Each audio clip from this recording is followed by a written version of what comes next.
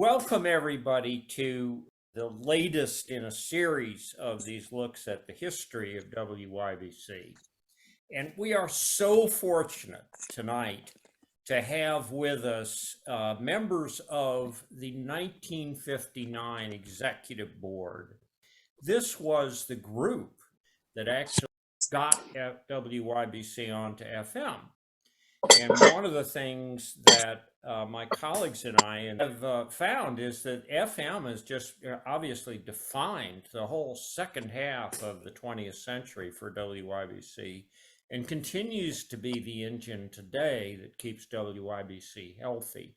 I went looking for good numbers for the growth of FM, and it turns out to be surprisingly hard to find.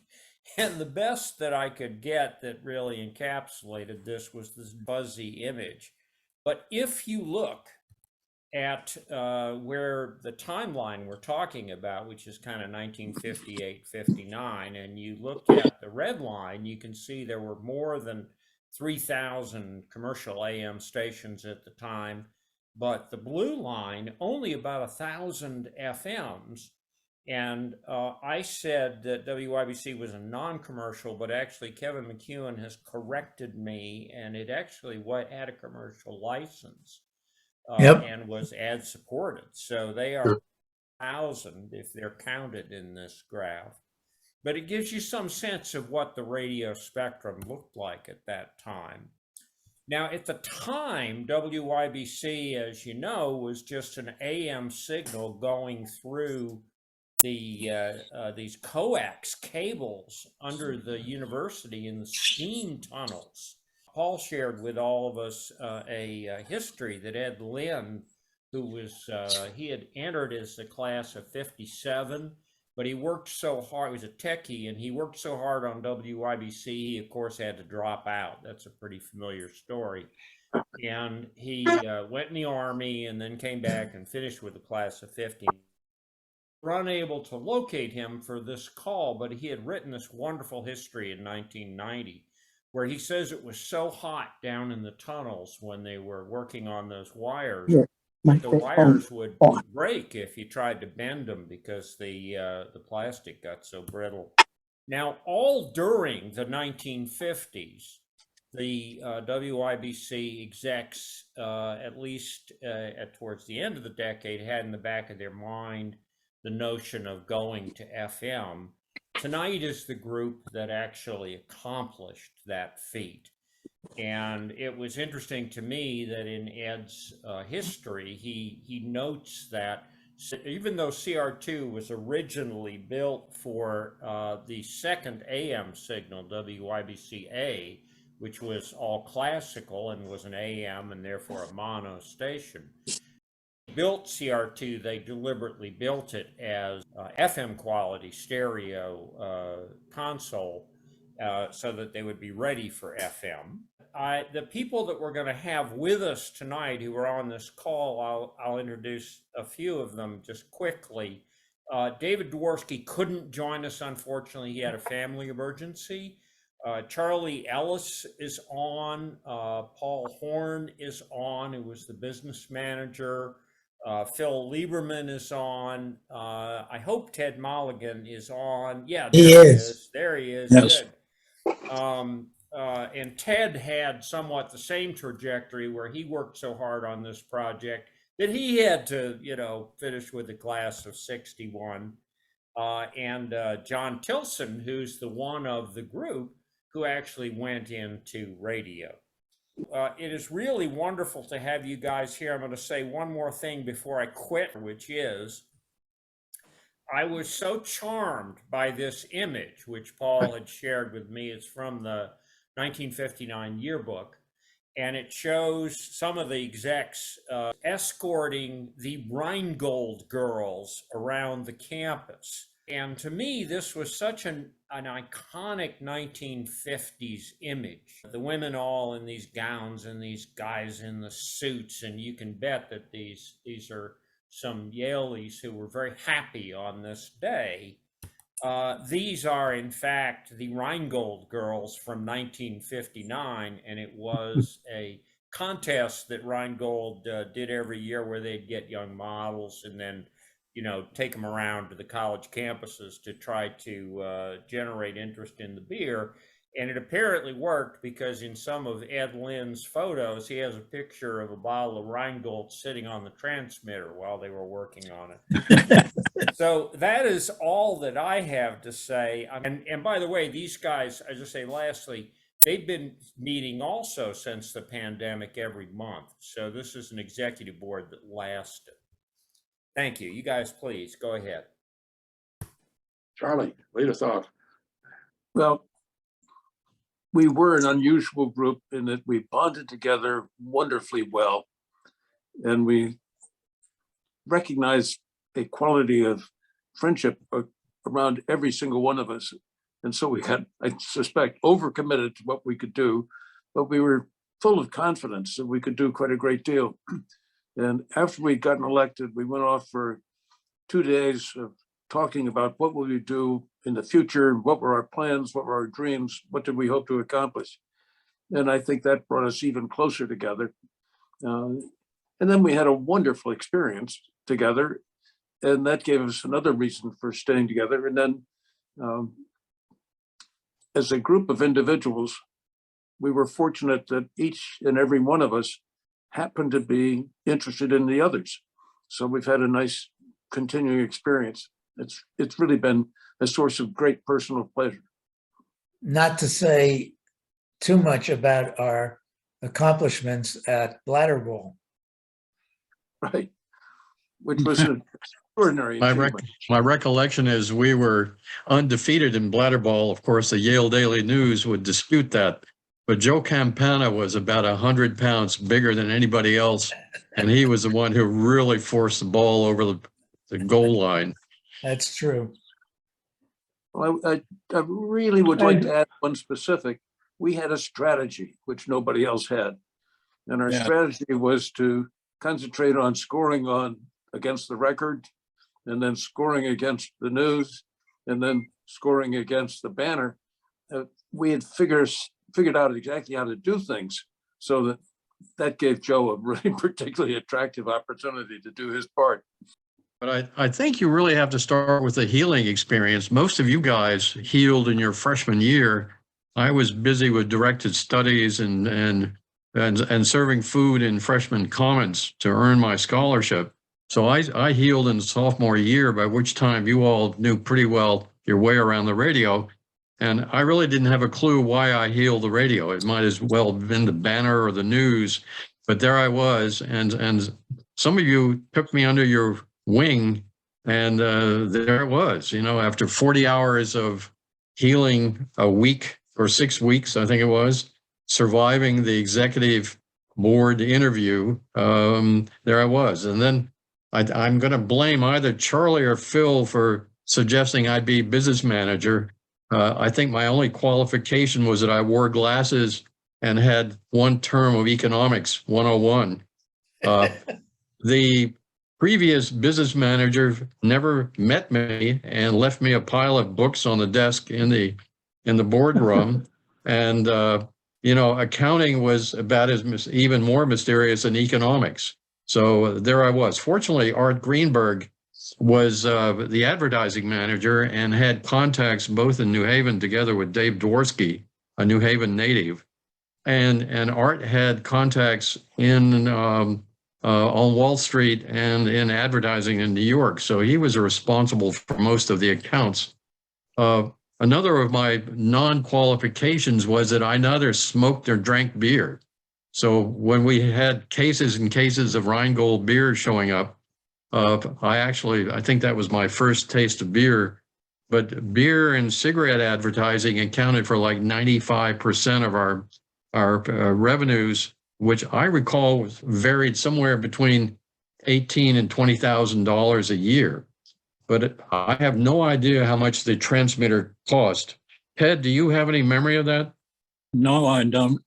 Well, we bought a used transmitter, and I believe it was about $2,000.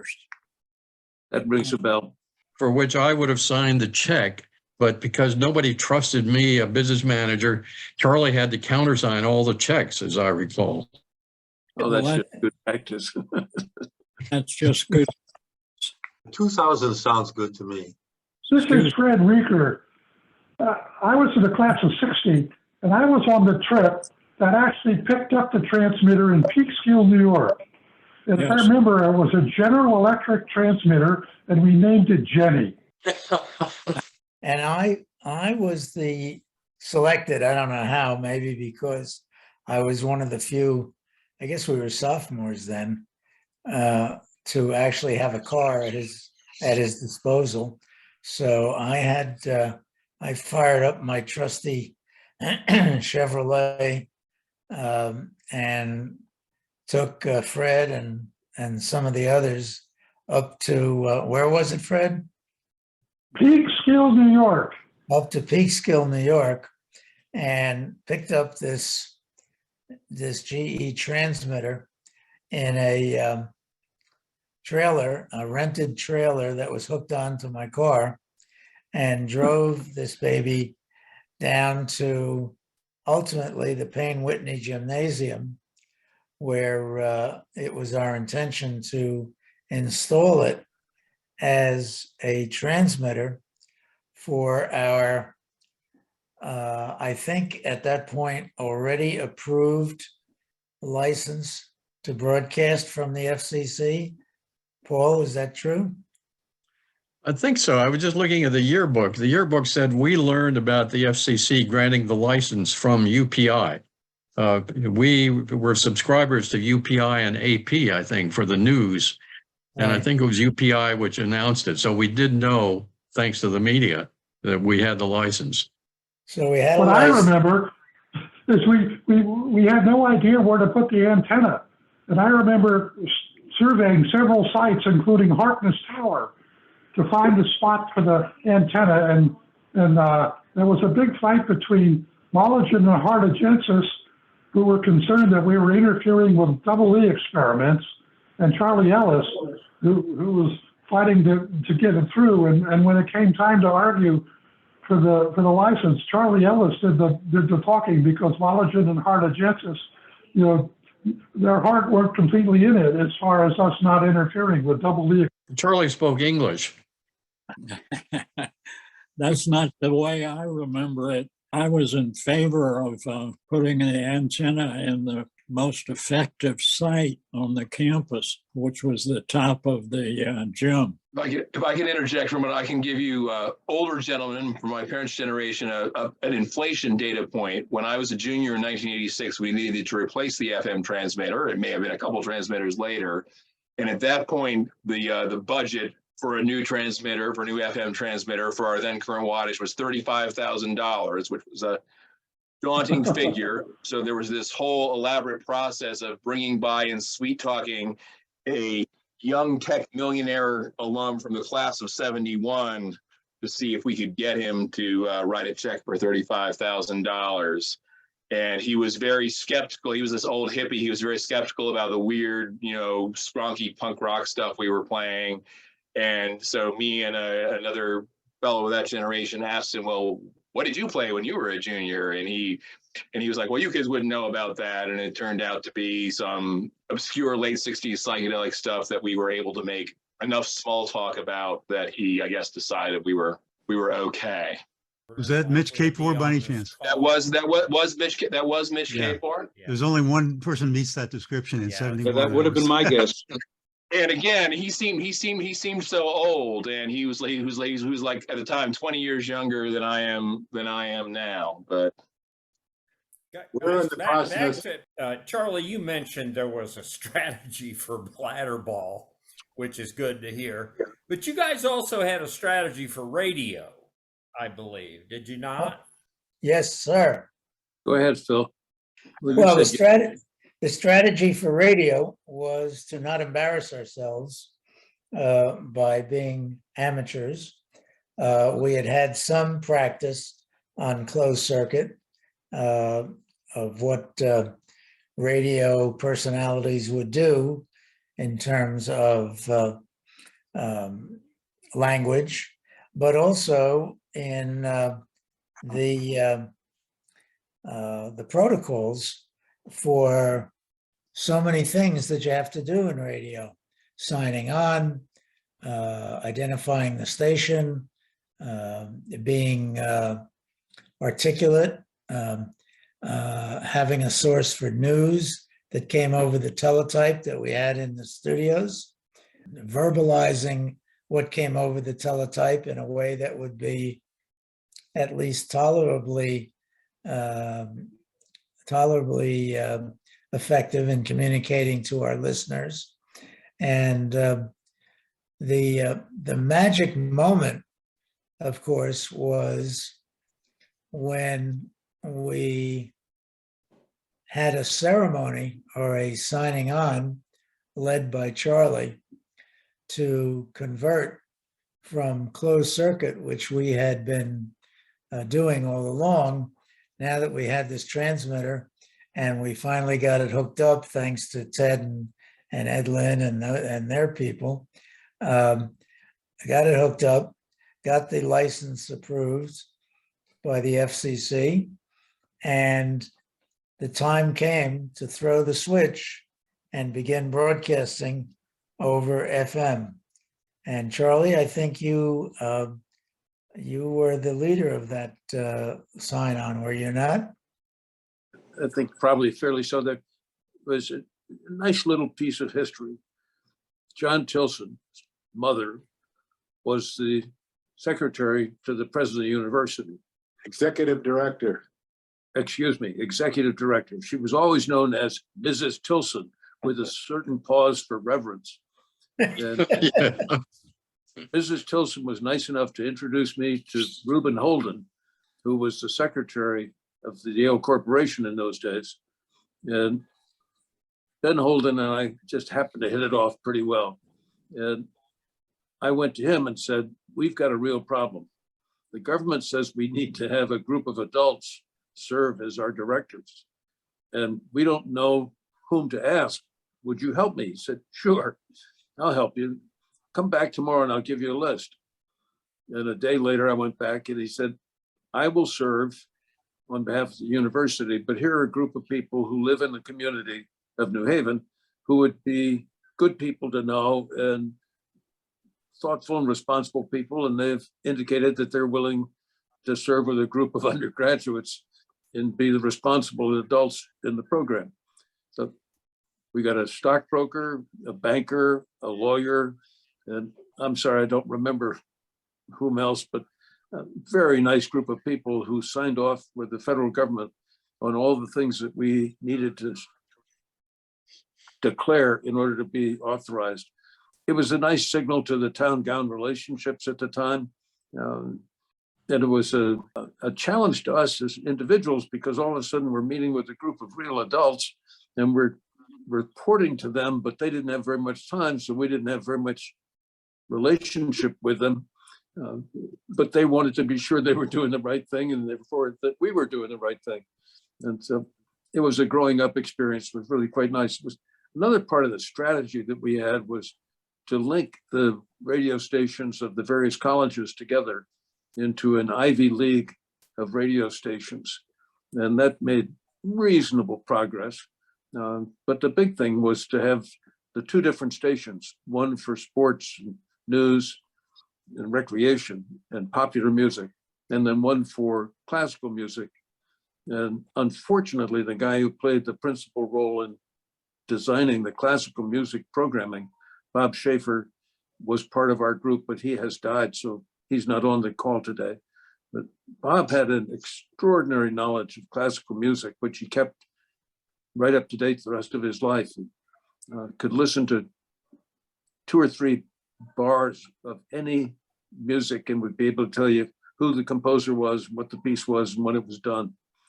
So he was a really terrific person to have leading the charge in terms of what should be put together to make a program on the classical music stage. So when the FM started to broadcast, whose voice was first heard? Charlie Ellis.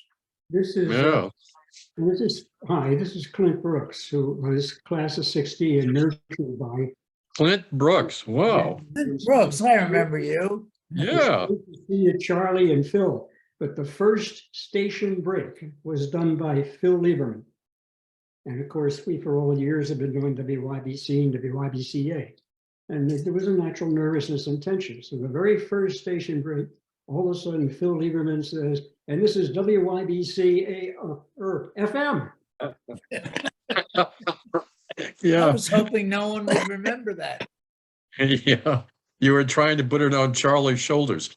I recall something else that went along with the FCC license for the station going commercial FM, and that is all of us who broadcast had to have an FCC license, which meant filling out forms, sending it in, and wondering why they would license each of us students to broadcast. But somewhere I have a little FCC card saying I was licensed to broadcast.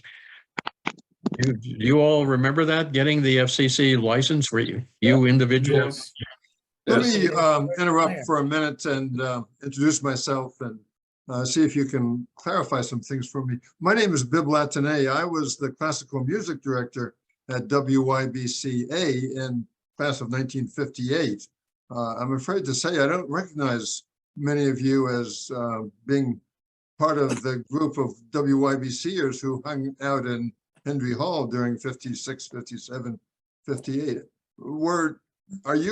the class of 59 really divorced from the class of 58 people involved in WYBC? No. No. Oh, we got onto the class of 59 because we had a hold of a couple of them, and from that leveraged the call. But Bib, you were there. Were they talking about FM when you guys were there? Absolutely. Absolutely. They were talking about it. I was not involved in the technical side of it, but we had the classical music separate station. I was in my senior year, I ran an all-night radio program that was classical music through the night. It contributed to my bad record of making morning classes, but I enjoyed it.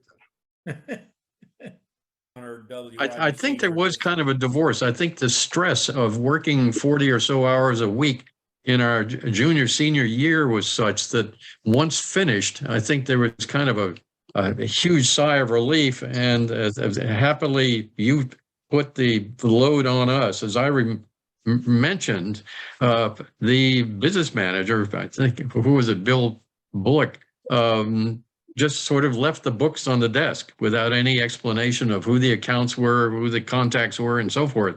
And I, having, graduated in spring of 59, I'm quite appreciative of being happy to pass on the load. Well, I happen to have looked up Bill Bullock. The class of 58 just had its 65th reunion in New Haven. I came back from That's that right. Just this weekend. Bill Bullock, I was one of the first persons I met when I was healing. He was the business manager. He went on to be a very successful banker in Maine. So he did have good business chops. I don't know anything about his bookkeeping. So I can well imagine that he might not have And left somebody mentioned that we just lost him recently. He died within some years. I'm not sure how long ago. He was not, I've not seen him at the last couple of reunions. The chair he had of certainly the said things. WYBC was Jim Crankshaw. Does anybody remember Jim Crankshaw? Yes.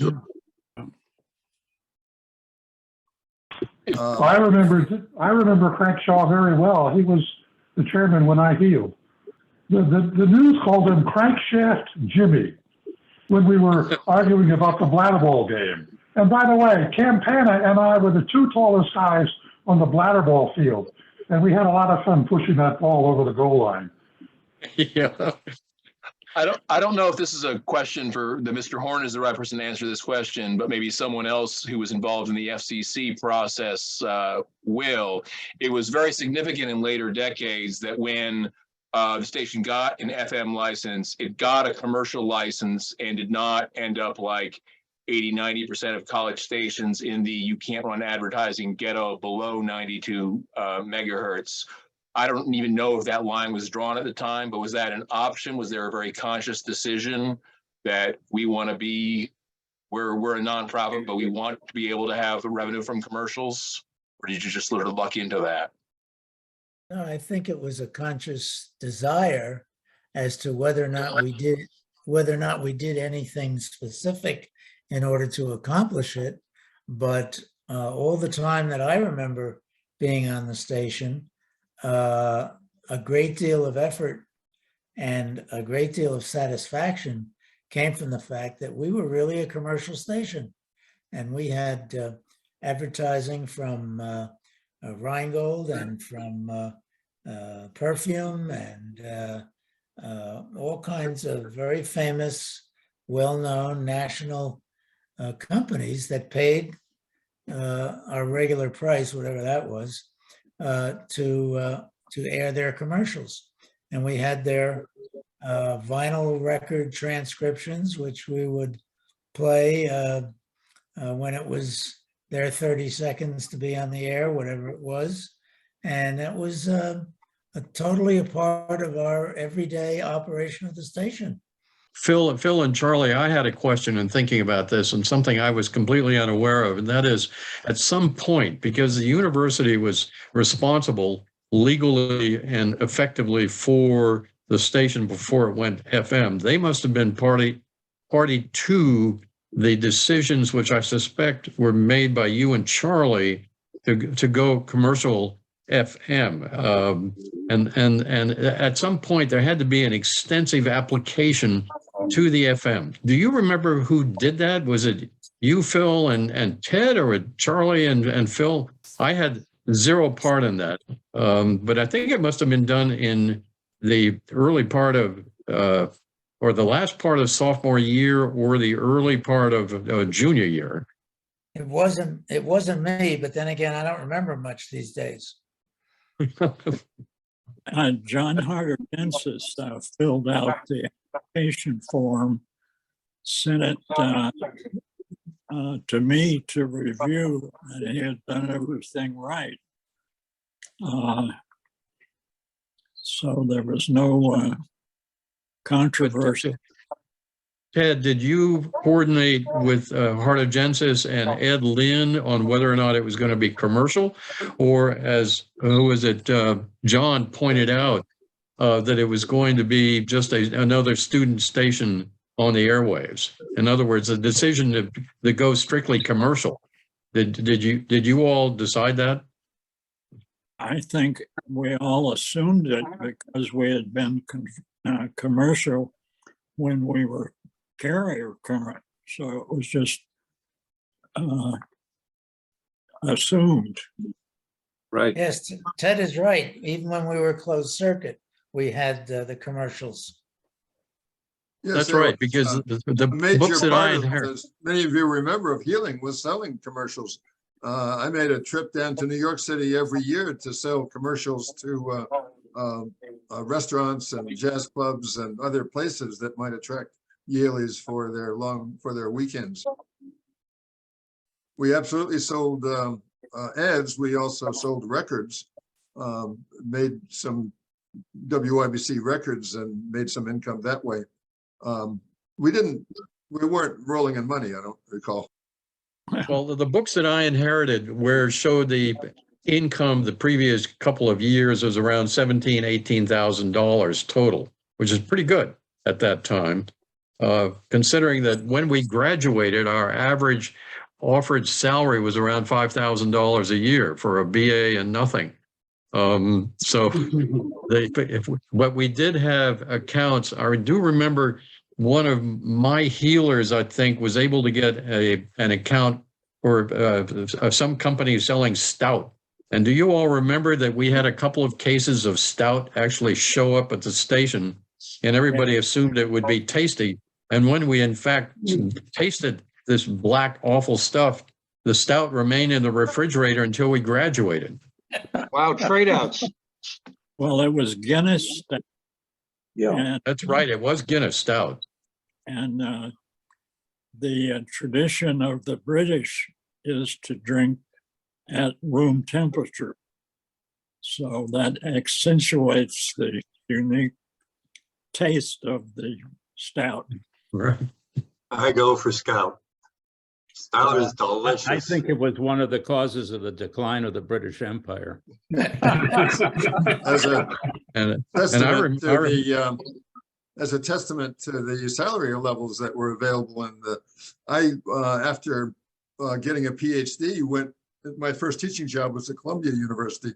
Now it was a 9-month position, but it was $3,000 for the year, not for the month, for the year. Wow. if you ask youngsters today, youngsters being everybody under 50, how much the average offered salary was in those years, they will be off by a zero. I will. I'm glad to remember learn how old Columbia- the phrase trade out is, was we still had a lot of trade out deals in the 80s. That was a bit of jargon I didn't know until I came to the station. So it's must have been around a long time. If you started at 3,000, you weren't an engineer.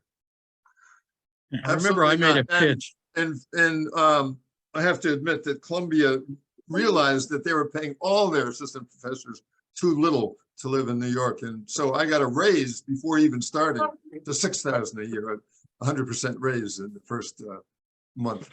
Amazing. Boy, talk about potential. By the time we arrived, and my class was 10 years later, WYBC AM 640 was where we had fun. We took the FM more seriously, but the AM, which I think in your day and up until your day had been a very serious radio station modeled on other commercial AM radio stations of the day, had changed tremendously. Did you understand that when you went to FM, that they would change the AM? Did you see the beginning of that? Or did the AM stay a very serious radio station? We were very serious on every dimension. We wore suits, ties. You are now. That's revisionist memory. So you had no No. sense you were setting WYBC 640 free to become a specifically Yale student-oriented station. Yeah, This is Fred Meyer. I was the chief announcer and in charge of what I think we called the continuity department, which really meant the advertising writing.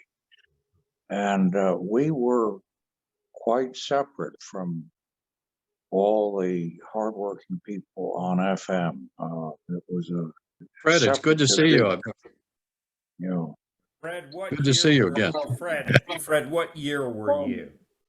59. You were writing the ads that the guys were reading on the air. Is that what you were doing? Not all of them, but many of them. Yeah, my chief memory of that was as chief announcer. I got the assignment to introduce the marching band at the football games. So you would hear over the microphone, "Ladies and gentlemen, the Yale University marching band."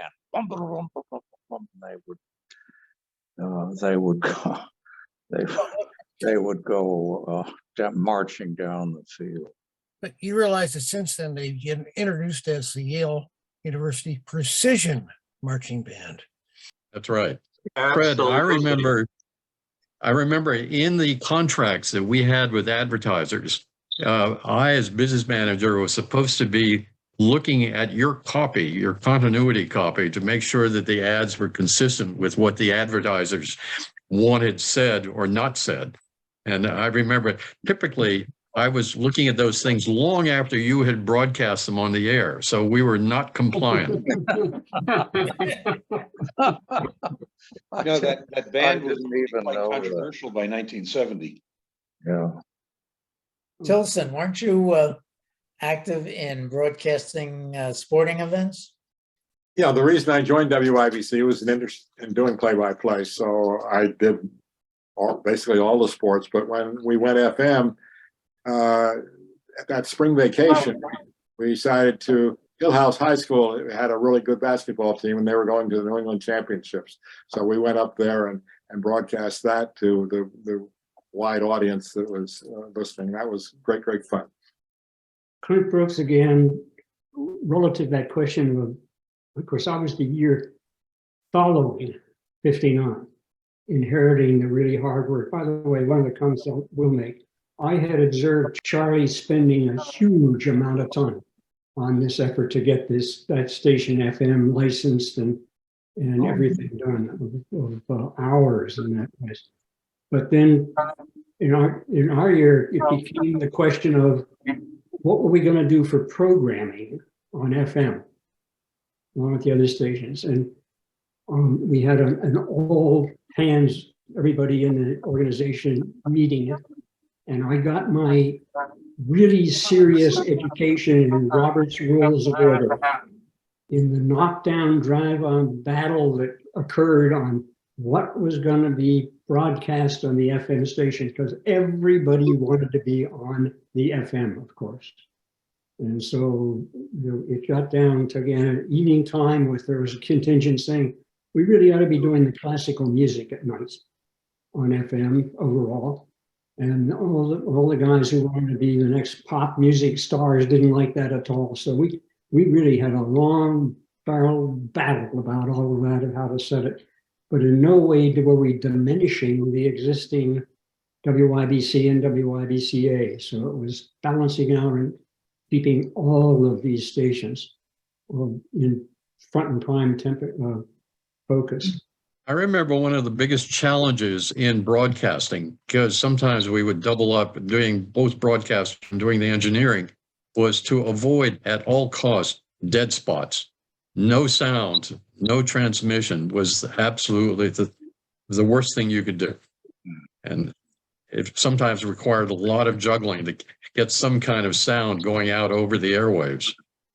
And of course, the chief example of that was when I came on board to do the opening show, the morning show, I think we called it. And I came in and flipped the switches and played the Star Spangled Banner and launched into this program. And it wasn't until 30 minutes had gone by that I was advised that I hadn't thrown the broadcast switch. And so all that was going out was dead air. And I had to start all over again playing the Star Spangled Banner. Oh, you're cool, Phil. I can tell you, there was still a very anti-dead air, a quarter of a second is too much culture in the 80s. That has slipped in the younger generation. One of my daughters is a college DJ now, and they have their sense of how much silence is tolerable seems to be, totally out of line with what we would accept. My theory is because they all listen to music on streaming services, where you typically get like a second or so of total silence between tracks. Anyway, in much later years, most radio stations had a dead air alarm. The only dead air we broadcast was Grateful Dead air. Bum. Guys, in 1959, the kind of 50s Billboard leaders had been, Perry Como and Frank Sinatra and so on and so on. But there was this rising, Fats Domino and Little Richard and all this crazy stuff going on too. How much of that did you play? Middle of the road versus rock and roll. 56 onward, yeah. Well, the thing I remember is the encroachment of rock and roll, if it was called that at that time, the encroachment of that kind of music on our traditionally Main Street kind of pop music.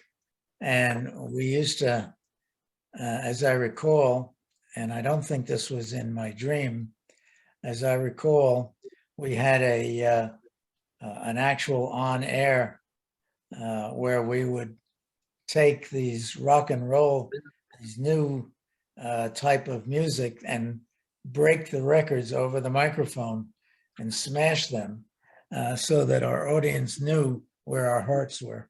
Well, I remember playing You Ain't Nothing But a Hound Dog.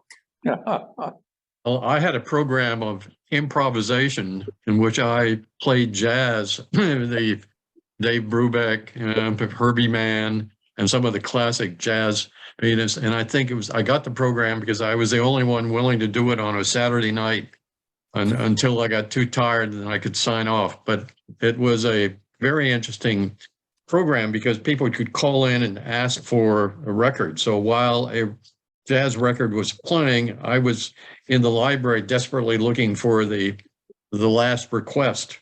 Often did not find it. So I was having to queue up jazz records and play them with some minimum commentary. Of course, we did have the famous Stardust program, which started at 11:15.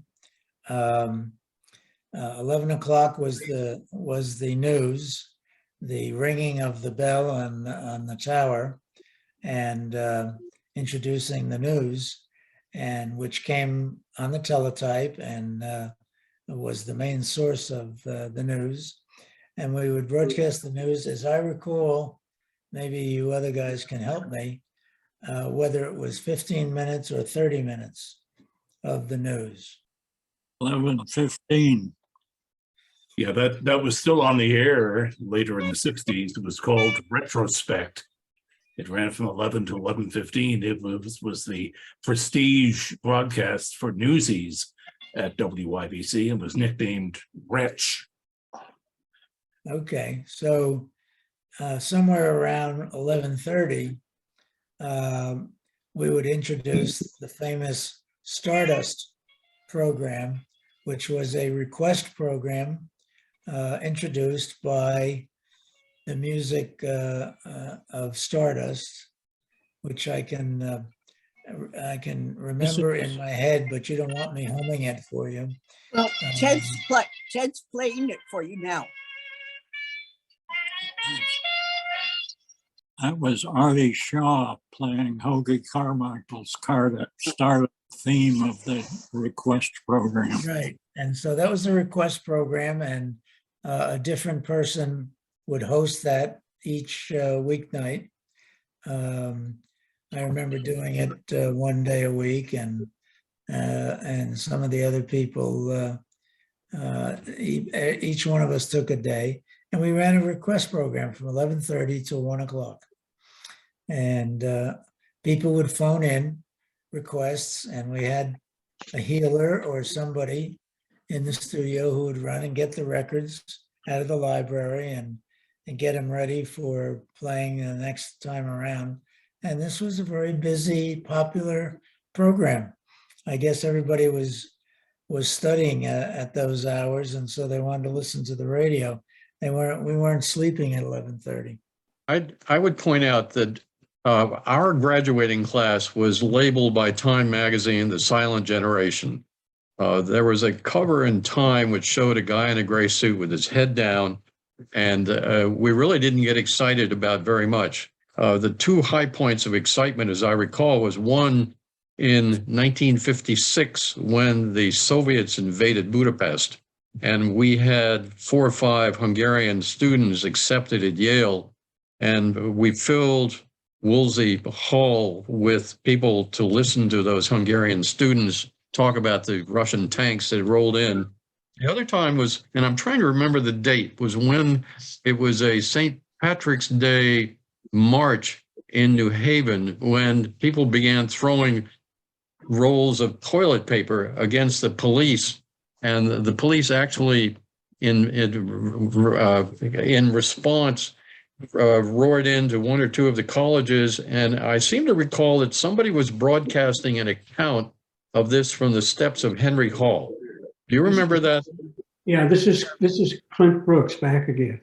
Of course, I just been made chairman of the station, and I was working on some of that paperwork that had to go on for the FM and everything in the office Saturday morning.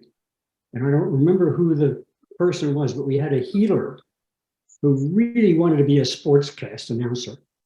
And so I said, look, I'll set you up with our portable unit, and I'll just pipe you into the office here while I'm working, and I'll listen to you. And there's going to be a parade. up the streets out there. If you can make a parade sound exciting, you'll be on your way to being a sportscaster. So I'm sitting there working on this paperwork, kind of listening with half an ear, and all of a sudden, this sportscast starts getting really exciting. So I dashed out the front door to see what was going on. And the police mounted units had broken loose. We had Yale students up on the chapel steps yelling sanctuary, and our sportscaster was right square in the middle of this whole thing. And of course, I was recording him because we were going to listen to him to give him advice on that. So by that afternoon, when it was over, I suddenly realized I'm sitting here with this recording of these policemen saying, boy, this is my chance to bash the head on these damn Yale bastards. So I called. So Clint, that must have been when, in spring of the 59? Yeah, that was, I can give you the date of that actually. It was the 14th of March. Of 59. Right, yeah. So that was the year, that was the spring we graduated. So we were no longer in office, but it was a memorable event. I mean, it was really an exciting thing. I realized here I'm sitting with this tape with what the police were saying and everything. So I called the secretary of the university and said, I'd like to come talk with you. And, I'm sitting here on a tape with this live action of this whole sort of thing. And we ought to have a discussion about what we do with this. And then that's when actually we got Griswold later to come down and go on the air about calming the campus down. Yeah. And made the decision that the best thing to do would be destroy the tape. That just was something that shouldn't get out into the community or anywhere else. And I don't remember who that healer was. Clint, you guys did or did not put that tape on the air? No, we did not. I wasn't gonna. That's when I called the secretary of the university and said, I'm sitting here at this tape, and the question is, what do you want me to do with it? What do we do with it? Because it's potential evidence for if things get into court systems or trials or anything like that. But it also could be hugely damaging to the town-gown relationship issues. So we destroyed it. Hey, this is Fred Reeker. I remember that event pretty vividly because it made national news. And my roommate was a photographer for the Daily News, and he got 2 pictures printed in Life magazine.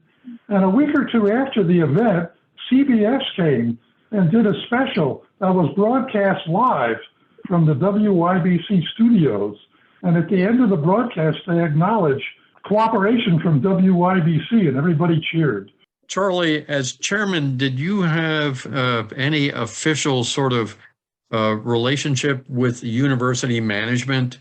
Did Griswold ever talk to you, or did you ever talk to him about the radio? No, I talked with Ben Holden half a dozen different times. So he was your official liaison with university management. Yeah, in those days, I saw Whit Griswold on the way in as a freshman and on the way out as a senior, and had no exposure whatsoever. But Ben Holden was very actively outreaching to connect with students, and Dean Kerr would have been also very actively reaching out. Also, as I recall, a person who had perhaps introduced some interesting ideas to the board through you was the professor of psychology who remained in touch with us for a long time after graduation. Who was that? Chris Argyris. Now President Peter Salovey is the Chris Argyris Professor. And Chris Argyris ran a seminar, which was a very personal recounting for each one of the participants of writing up things from their life and from their families and sharing it in a seminar. And this was my only regret is I did not save the writings, because you had to write every week. You had to write up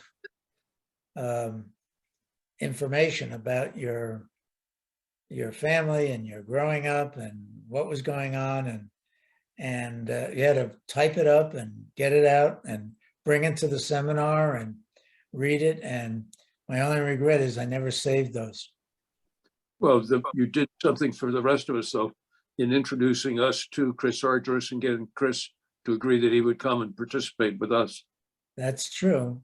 And he helped us along at various points and met with some of the execs periodically. I don't know what was discussed, or I don't remember what was discussed, but I'll give we you, did have. let me give you maybe a you do. reminder. He sat with us during the executive interviews one evening, and we went through 5 or 6 interviews with candidates to become members. And when it was all finished, and we were absolutely sure this was the greatest way to find out deep probing into character, values, and leadership potential. And Chris said, well, if that's what you're looking for, I can tell you, you're going to do 2 things. One is you're not going to find any insights into leadership potential. And secondly, you're going to find people that you like a lot because they say the same things that you would have said in answer to the same questions. You're just reproducing yourself. In fact, as I recall, I did not have the good fortune to be involved or meet Chris Argyros, but as I recall, it was seemed like perfect preparation for becoming a member of a Yale secret society. You know, talking a lot about yourself. One of the things that I do remember very distinctly was, and today I'm sure you would be legally accused of abuse of minors, and that is the executive interview. I remember we would sit, and it was in the board office, which was a rather narrow, long room, and we would sit at the window end in a kind of a U. The 7 of us would sit there, and the healer would come in, and he would be offered a straight chair next to the door, about maybe 15 feet away from us, and we would start, having worked with this poor healer for the past 6 weeks. We knew everything about him, including the fact that most of them smoked, and they would ask if they could smoke, and we'd say sure, and then they would start smoking, and we were all be amused as we watched the ash grow longer and longer and longer on the cigarette, and we of course had left no ashtray there. So it was a measure of how cool the healer was in terms of how he would deal with that ash on his cigarette. The cool ones would simply say, would you mind if I put it on the floor? We'd say no. And the really cool ones would just put it into the cuff of their pants leg or something. If I could interject, this is William Logan. I was PD in 70, 71, I guess, or 70, 71, 72. When I healed in spring of 69, yes, we still had those terrible interviews. And toward the end of the interview, they would turn the desk light. There was a little desk that 3 or 4 of the execs sat behind, and they'd ask you various questions, which was nerve-wracking enough. Then they'd turn the light on you, so it was flashing in your eyes, and they'd ask you to tell a joke. For me, that was impossible. I seem to recall that we had the light shining out of class of 70 here. I seem to recall that we had the light shining on us throughout the entire interview. I remember being forced to tell a joke. I was not a joke teller. I remember what the joke was. No, I will not bother you with that right now. But yeah, that was hellish. That was hazing. And they marched us all down. Did they do this with you to downstairs, whatever that large assembly area was, in the dark? Is this ringing bells for you guys who were 10 years prior? No. We were civilized. As Charlie pointed out, we wore jackets and ties. Absolutely. I remember the table with Charlie at one end, but I don't remember anything quite so bad. I didn't smoke. Well, Rich, as I recall, we were marched down in the light, and then they shut off the lights, and anybody who didn't make it was pulled out of the circle. Yes, that's exactly what happened. That's right. I seem to recall that the acceptance rate was not very high. It certainly was never 100% of the healers were accepted. But what was the percentage? Was it something like 60 or 70%? Because there were people refused. It was pretty high for my year. There were a couple guys pulled out, but that was it. I wasn't worried because I knew they needed a chief engineer to take over. Yeah, in the late 60s, I seem to recall that. I mean, we had a fairly large, I don't know the exact number, class of healers, but I think only 5 were pulled out, 5 or 6, a very small number. Yeah, that's probably true. And let me mention as an expression of cool, I think Sonny Jim is online here, that Jim, when they shined the light on his face, reached behind it and said, "Oh, a rheostat," and turned it up and turned it down again. Well, I remember when I was healing, one of the first technical sessions we had, we were in one of the control rooms, and there were cords patched in, and whoever was leading the session unplugged something, and the sound didn't change. And then he plugged it back in, and the sound went silent. And everybody was kind of puzzled about this. And I just walked over and took the plug out and reversed it, because I knew he had just reversed the polarity on it, because I was already getting interested in audio at that point. And at that point, I just had a feeling I got to make it into this. But by the way, one of the things that was a byproduct of going FM, and also of the extensive work that was done on the control rooms, was that one person alone in the studio could handle 3 programs at once if he hustled. And that happened to me once. It was exam period. It was a Sunday. I had on FM, I had classical music, which was a breeze because everything runs about 20 minutes before you have to say anything. 640 was running 2 remotes back to back. One, Chaplain Coffin, who had just come back from a freedom ride, followed by a sports remote. And those you had to listen to because you had to respond to unpredictable cues and know when to play the ETs for the commercials. And then on 540, we were running the history of music listening assignments, which should have been very easy because they had their announcements pre-recorded on the tapes.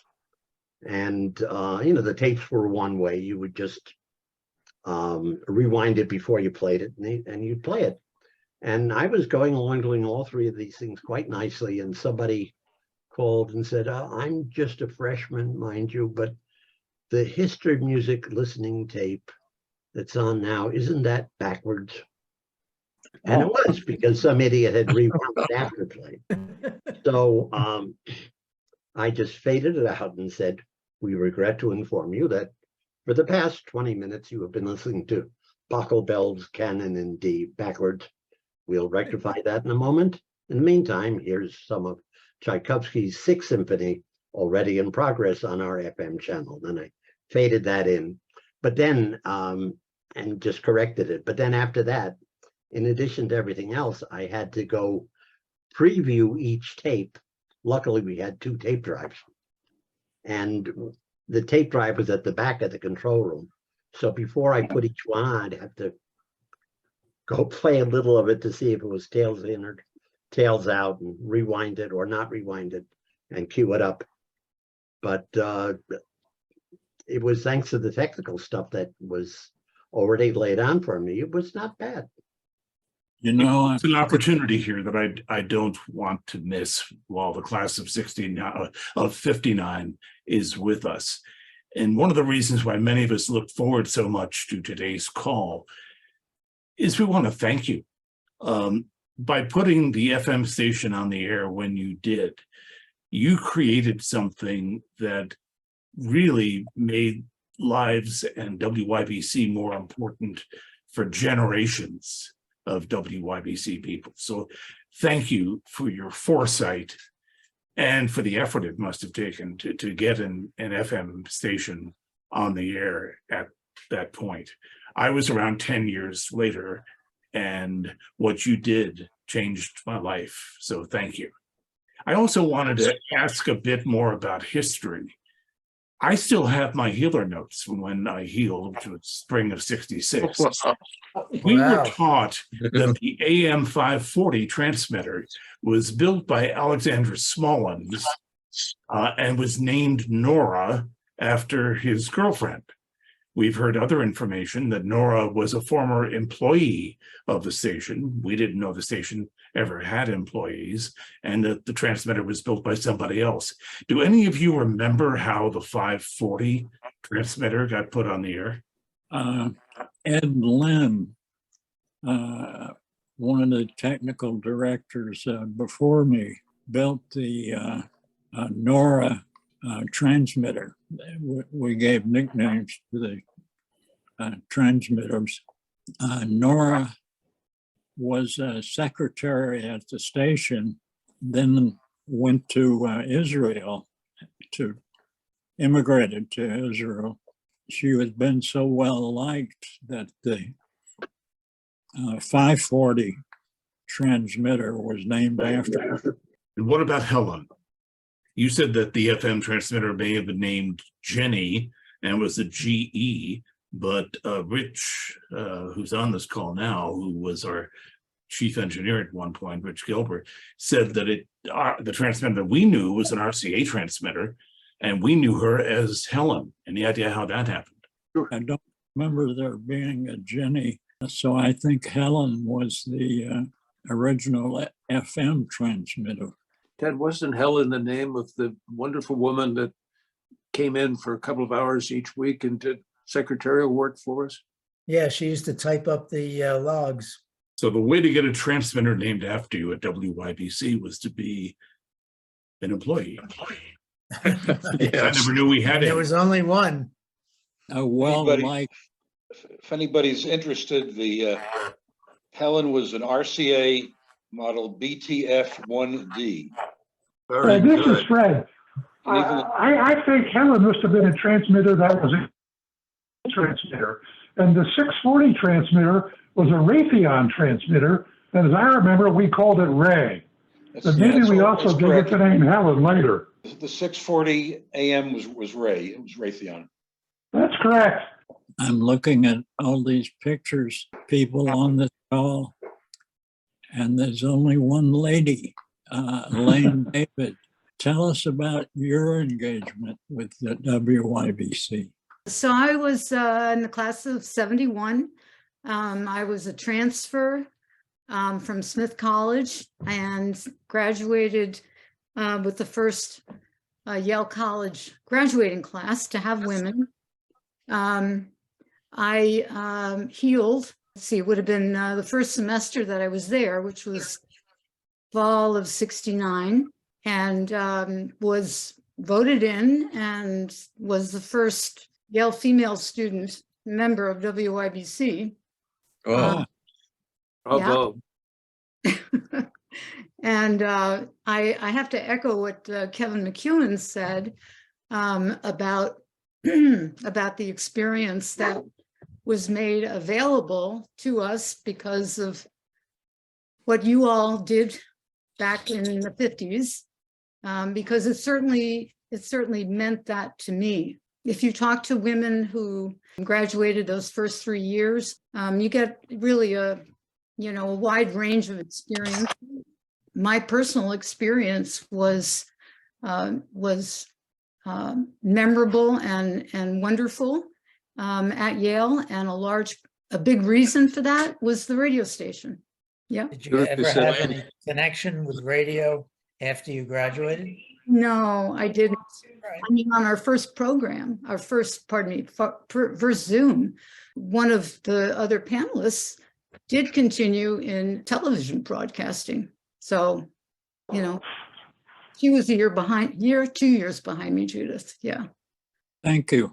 A number of you seem to be in the classes, about 10 years after us. This morning, I stumbled across some figures about what had happened to FM generally in between 1960 In 1969, the number of set sales, FM set sales sold per year increased 12 times. So we were at the Wow. but that I was as familiar as I am with being in the business and all of the growth of FM. I was really amazed to see that figure. And even then, that was only 70% of the households had an FM set by then. So there was still room for further growth. But that is an amazing change in that 10 years.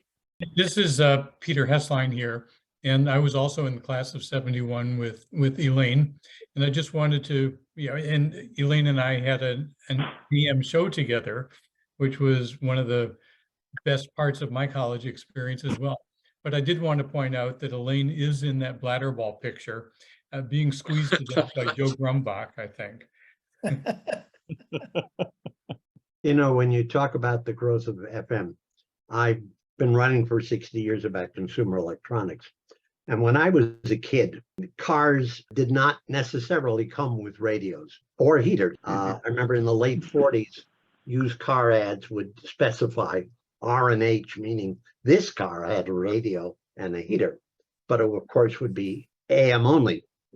And then they started making, first there were aftermarket AM, FM car radios, and then the car manufacturers started offering FM as an extra cost thing. And then it just got to the point where, of course, if you got a car, it came with an AM, FM radio.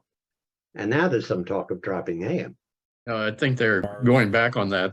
Speaking of cars, I remember making a pitch to DKW to advertise on the radio. DKW was a German firm, and it stood for Das kleine Wunder.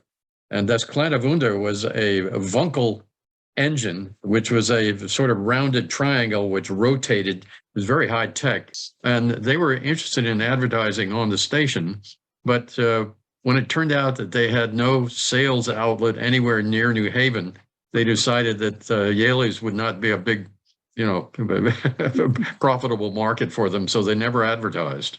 When Kevin you first got McEwen, the I'd like FM license, did the FAA give you any grief about not staying on over the summer or during student vacation? Good question. It's almost unthinkable now that a station would do what WYBC FM used to do, which is sign off periodically and not be on the air for weeks or months during the year. It was until 1968 that students kept the station on all summer.